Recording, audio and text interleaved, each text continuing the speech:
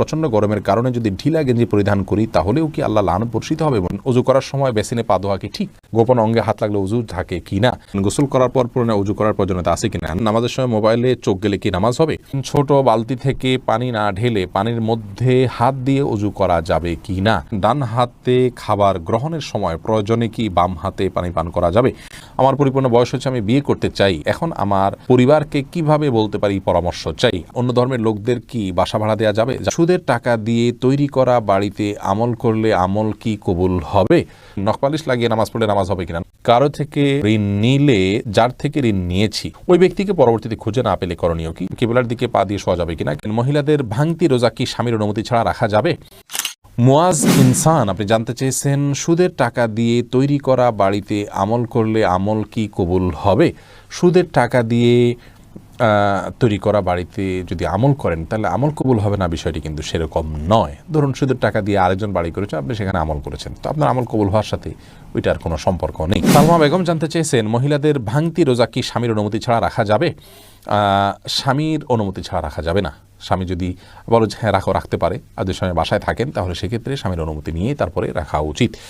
ভাঙতি রোজা যেগুলো, এগুলো তো ফরজ রোজা, কিন্তু ওই দিন রাখাটা তো আপনার জন্য ফরজ নয়, অতএব দিনটা নির্দিষ্ট করার ক্ষেত্রে তার সম্মতি নিয়ে করা উচিত। কারজাই এর দিকে আপনি জানতে চেয়েছেন, কারো থেকে ঋণ নিলে যার থেকে ঋণ নিয়েছি ওই ব্যক্তিকে পরবর্তীতে খুঁজে না পেলে করণীয় কি? যদি কোনোভাবে খুঁজে পাওয়া না যায় এবং আশাও ছেড়ে দেন তাহলে সেক্ষেত্রে সেই ঋণের টাকা আপনি যে কোনো গরিব মানুষকে, অসহায় মানুষকে আপনি দান করে দিবেন বা কল্যাণমূলক খাতে দান করে দিবেন ওই ব্যক্তির তরফ থেকে, প্রাপকের তরফ থেকে, তাহলে আপনি দায়মুক্ত হবেন ইনশাআল্লাহ। এমনি ইফতিখার শুভ আপনি জানতে চেয়েছেন, নখপালিশ লাগিয়ে নামাজ পড়লে নামাজ হবে কিনা? নখপালিশ লাগিয়ে যদি আপনি অজু করেন তাহলে অজু হবে না, আর ওজু না হলে নামাজ হবে না, অতএব বলতে পারেন নখপালিশ লাগিয়ে অজু করে নামাজ পড়লে নামাজ হবে না। কিন্তু যদি অজু অবস্থায় নখপালিশ লাগিয়ে আপনি নামাজ পড়েন অজু অবস্থায়, তাহলে ওই নামাজটা হবে। পরবর্তীতে আবার যখন নামাজের সময় হবে বা অজু ভাঙবে তখন আপনাকে নখপালিশ রিমুভ করে তারপরে অজু করতে হবে, অন্যথায় এটি জায়েজ হবে না। মা বোনরা মাসিকের দিনগুলোতে নেল পালিশ ইউজ করতে পারেন, কোনো অসুবিধা নেই, যদি তখন নামাজের অপশন তাদের নাই। কিন্তু পরবর্তীতে আবার নামাজ যখন শুরু হবে তার আগে তাদেরকে সেটি রিমুভ করে নিয়ে তারপর উজু করে নামাজ পড়তে হবে।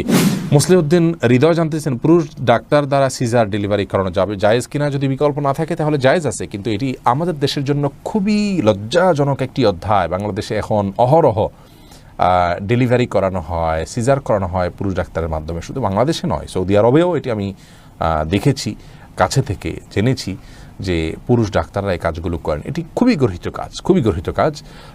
নারী ডাক্তারদেরকে উৎসাহিত করা উচিত এবং নারীদেরকে ডাক্তারি পড়ানো উচিত এবং এই কাজগুলো নারী ডাক্তারদের উপর ছাড়া উচিত।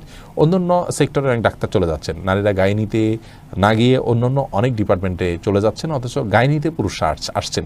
এটি মুসলিম কান্ট্রি বা মুসলিম সমাজের জন্য লজ্জা ছাড়ার কিছু নয়। একজন রোগী হিসাবে আমরা যদি অনন্য উপায় হই, অন্য কোনো বিকল্প ব্যবস্থা না থাকে, তাহলে আমাদের জন্য এটি জায়েজ রয়েছে। হোসেন আহমদ জানতে চেয়েছেন, আমার পরিপূর্ণ বয়স হচ্ছে, আমি বিয়ে করতে চাই, এখন আমার পরিবারকে কিভাবে বলতে পারি পরামর্শ চাই? আপনার বিয়ের বয়স হচ্ছে, আপনি নিজে না বলতে পারলে অন্য কারোর মাধ্যমে বলাবেন। এই জন্য তো গোটা পরিবারকে দিনের পথে আনার জন্য আগে চেষ্টা করতে হয়। তারা যখন দিন বুঝবেন তখন তাদের সব কিছু বোঝানো সম্ভব হবে কোরআন এবং হাদিসের আলোকে। আপনি নিজে না পারলে অন্য কারোর মাধ্যমে করবেন।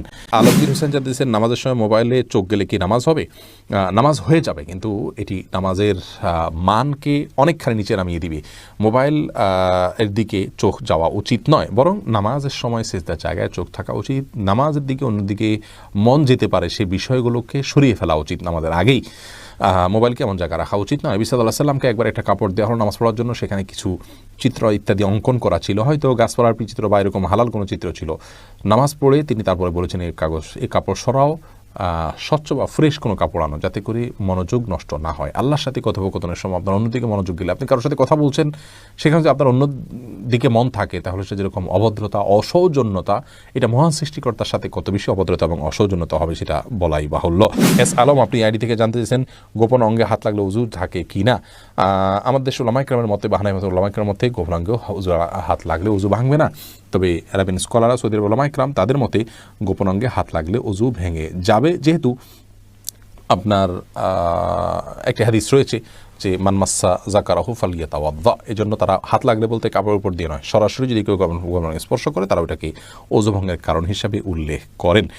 অতএব সেই জায়গা থেকে এটা ওযু ভঙ্গের কারণ তাদের মতে, আমাদের সুলামাইকের মতে এটি ওযু ভঙ্গের কারণ। আপনি ফারজানা সুলতান আপনি জানতেছেন কিবলার দিকে পা দিয়ে শোয়া যাবে কিনা। কিবলার দিকে পা দিয়ে শোয়ার ব্যাপারে কোনো হাদিসে নিষেধাজ্ঞা সরাসরি নাই, তারপরও ওইদিকে কেবলা রয়েছে, সেই জায়গা থেকে কেবলার প্রতি শ্রদ্ধার জায়গা থেকে যদি দিকে পা না দেন ভালো, কিন্তু এটাকে হারাম বলা বা নাজায়েজ বলা বা গুনাহের কারণ বলার কোনো সুযোগ নেই, যেহেতু কোন হাদিসে এই বিষয়ে কোনো নিষেধাজ্ঞা নেই। শিখা ইসলাম আপনি জানতেছেন 3 পিস পরে নামাজ পড়ি, পা দেখা যায়, মোজা পরে নামাজ পড়লে কি হবে? পায়ের পাতা ঢাকতে হবে কিনা মেয়েদের নামাজের জন্য মধ্যে এটা নিয়ে মত পার্থক্য আছে। অনেক ওলামায়ে কেরাম এটাকে শর্ত করেছেন। আমি ব্যক্তিগতভাবে এই মতটা চাইতে যারা বলেন যে পায়ের পাতা, পাতা বলতে পায়ের পাতার তলের অংশ এটা ঢাকার শর্ত দিয়ে থাকেন, তাদের মতটাকে আমি সমর্থন করি না। পাতার উপরই অংশ, যেটা পাতার উপরের অংশ সেটা ঢাকতে হবে কিনা, অনেক ওলামায়ে কেরাম বলেছেন সেটা ঢাকতে হবে, অনেকে বলেছেন শুধু গিরার নিচ পর্যন্ত থাকলেই হবে কাপড়, পাতা না ঢাকলেও চলবে। তো দুই পক্ষের ওলামায়ে কেরামের দলিল রয়েছে। নিরাপদ হলো এমন কাপড় পরা যে কাপড়টা অনেক বেশি লম্বা হয়, যে পায়ের পাতার উপরই অংশ সহ ঢাকা পড়ে। তলা ঢাকার জন্য, মোজা পরার জন্য আলাদা করে কষ্ট করা বা কসরত করা এটা আবশ্যক নয়। ইনশাআল্লাহ বিদিনিল্লাহ নামাজ হয়ে যাবে যদি কেউ মোজা না পড়ে। এরপরে কুররাত আইন মারিয়া আপনি জানতে চেয়েছেন অন্য ধর্মের লোকদের কি বাসা ভাড়া দেওয়া যাবে? যাবে, কোনো অসুবিধা নেই, তাদেরকে বাসা ভাড়া দেওয়াতে কোনো অসুবিধা নেই। মোহাম্মদ আরাফাত ইসলাম জানতেছেন ডান হাতে খাবার গ্রহণের সময় প্রয়োজনে কি বাম হাতে পানি পান করা যাবে? প্রয়োজনে বলতে কি, ডান হাতে পানি পান করা উচিত, খাবার গ্রহণ করা উচিত। ইভেন আপনার খাবার খেলে আঙ্গুল চেটে তারপরে আপনি ডান হাতে ধরে খাবেন। যদি আমাদের দেশে ওলামায়ে কেরাম বলেন যে বাম হাতে আপনি পানির পাত্র ধরলেন, ডান হাত দিয়ে ঠেক দিলেন, তার মানে 2 হাত ধরে খালেন, এটা জায়েজ আছে, এটা একটা পন্থা মাত্র, কিন্তু সবচেয়ে উত্তম হয় সরাসরি ডান হাতে খাওয়া। সেক্ষেত্রে খাবার লেগে যাওয়ার যে ভয় থাকে গ্লাস ইত্যাদিতে, সেটা থেকে বাঁচার জন্য আপনি পরিষ্কার করে নেবেন, আলতো করে ধরবেন, কিন্তু ডান হাতে খাওয়া উচিত, পান করা উচিত, যেহেতু হাদিসে সুস্পষ্টভাবে ডান হাতে খাওয়া পান করার নির্দেশ রয়েছে। ফারিয়া এনামুল আপনি জানতে চেয়েছেন ছোট বালতি থেকে পানি না ঢেলে পানির মধ্যে হাত দিয়ে ওযু করা যাবে কি না? যাবে। হাত দিয়ে কোষ করে উঠিয়ে আগে হাত ধোবেন 3 বার, এরপরে আবার আপনি কোট দিয়ে স্বাভাবিকভাবে উযু করতে পারেন, কোনো অসুবিধা নাই। নবী সাল্লাল্লাহু আলাইহি ওয়াসাল্লাম এই পদ্ধতিতে উযু করেছেন।